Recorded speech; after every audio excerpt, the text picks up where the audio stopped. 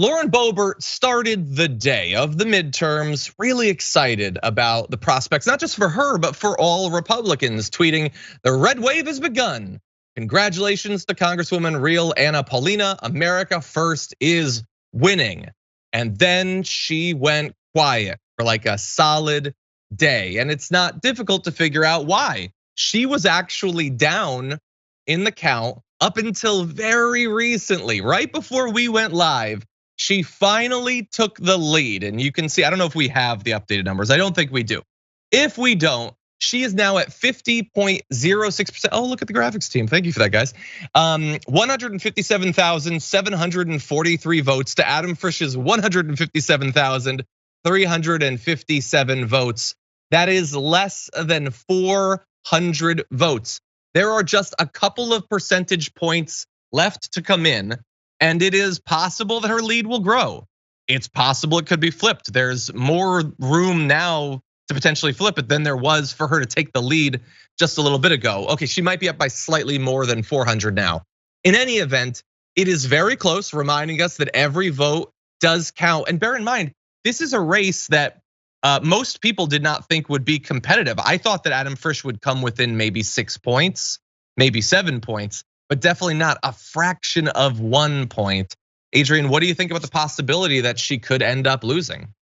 Oh, well, I think that would be, Christmas come early. But, I think it's a very real possibility. And I think that a lot of us, we really underestimated how much her constituents may detest her, between her husband exposing himself and her sense of self-grandeur and also her antics. It's interesting because it seems that Marjorie Taylor Greene can get away with a lot that she can't.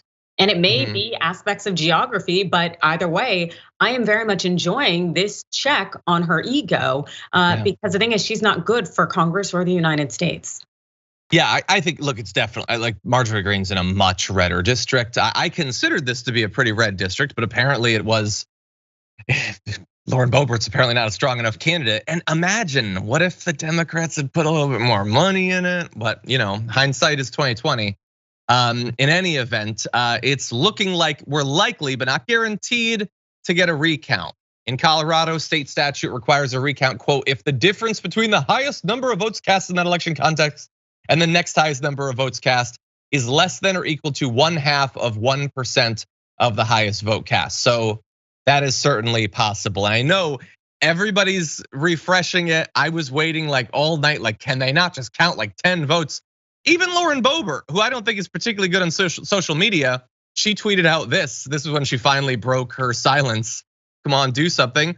Hey, I like that. That's actually not bad. Most of her Twitter activity is just the absolute worst. But yeah, we all want to find out what's going to happen.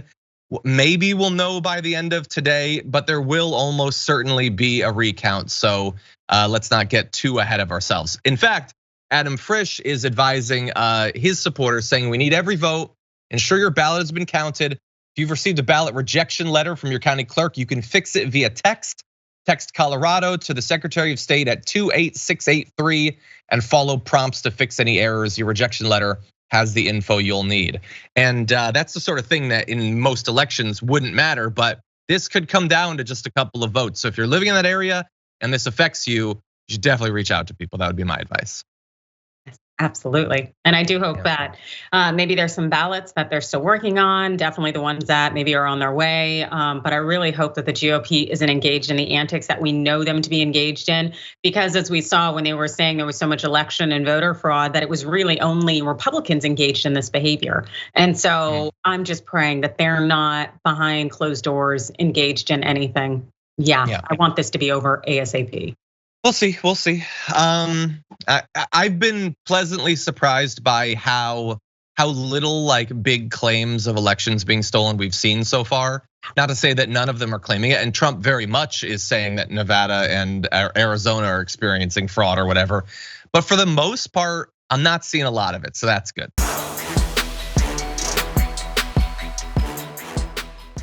For more political news breakdowns, interviews, stories of activism, and me trying my hardest to care about the occasional big celebrity news story, subscribe to our YouTube channel at youtube.com/thedamagereport.